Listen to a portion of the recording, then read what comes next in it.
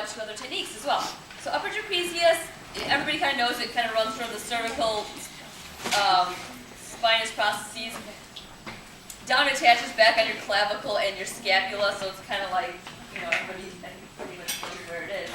Upper trapezius, if it contracts just on one side, it will produce side bending and scapular elevation. So it produces side bending to the same side.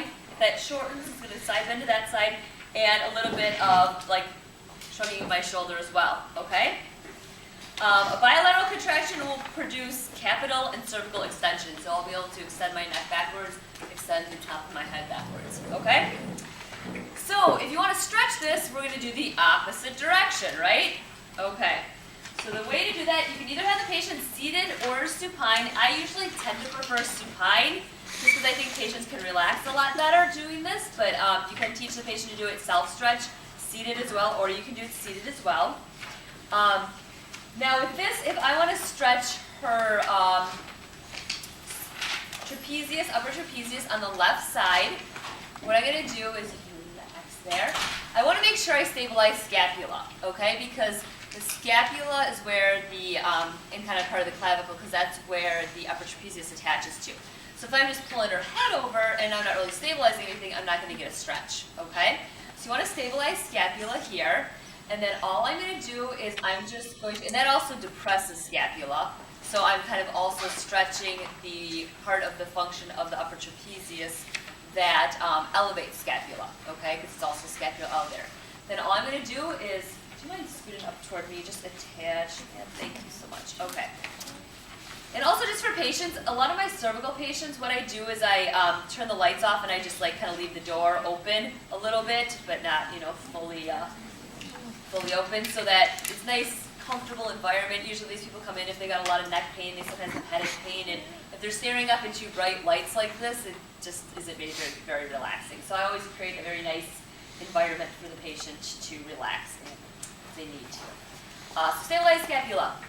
Just going to side bend the head away, okay?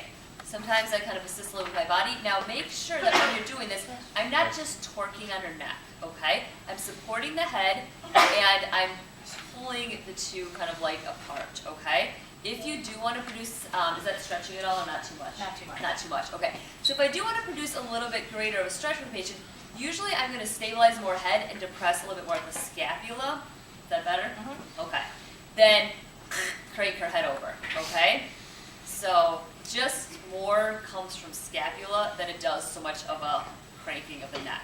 Yes, some patients, I mean, I've got them like really stretching them, but you know, you really want to think about more depression from here than killing them from there, okay? How and where is your right hand? Yeah. My right hand is supporting her head. So you're moving. So I am with basically your like body. this, cupping her belly, Okay. okay? So you're side bending her with. Correct. Okay. And I kind of have my arm resting underneath her so that she can rest her neck down somewhere too. So I'm supporting the neck. Unfortunately, my hand is not big enough to support the whole thing. But I'm kind of cradling her here. I usually have people like up close to me so I can kind of support them against my body so they feel like they can let their head relax. Because if you cannot let your head relax, I'm not going to get an effective stretch. Okay? So yeah, I'm just kind of basically supporting her head in my hand. More so like this. But my hand would be the other way. Okay? To do that sitting, you go ahead and sit up here for me.